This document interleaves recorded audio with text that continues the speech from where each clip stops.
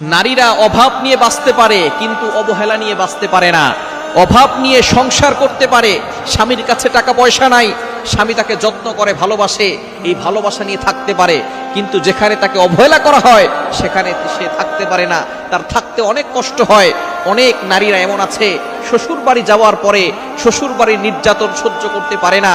উপর দিয়ে দেখা যায় সে কাজ করতেছে, হাসি খুশি আছে, কিন্তু ভিতর দিয়ে তার সবকিছু পুড়ে ছারখার হয়ে যায়।